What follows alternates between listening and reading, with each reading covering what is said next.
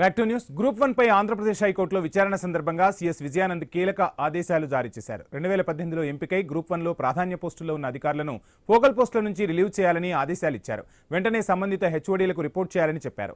రాత్రి 7 గంటల్లోపు నివేదిక ఇవ్వాలని ఆదేశాలు జారీ చేశారు.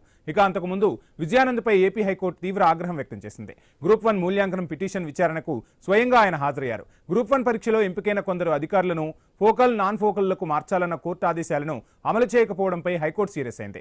ఈ నెల 11న ఆదేశాలు ఇస్తే ఇప్పటి వరకు ఎందుకు అమలు చేయలేదని ప్రశ్నించింది న్యాయస్థానం. న్యాయస్థాన ఆదేశాలను పాటించకపోతే మిమ్మల్ని ఎవరూ కాపాడలేరు అని పేర్కొంది ధర్మాసనం.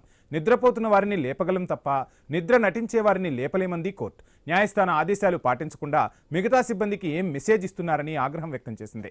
ఈ తరుణంలో అడ్వకేట్ జనరల్ వాదనలు వినిపించే ప్రయత్నం చేయగా కోర్టు సీరియస్ అయింది. సీఎస్ను వివరణ అడిగితే ఏజీ వాదనలు వినిపించడం ఏంటని అభ్యంతరం తెలిపింది ధర్మాసనం. విచారణను పాస్ ఓవర్ చేస్తే అన్ని వివరాలు కోర్టు ముందు పెడతామని ఏజీ చెప్పడంతో 10 నిమిషాల గడువు ఇచ్చింది న్యాయస్థానం.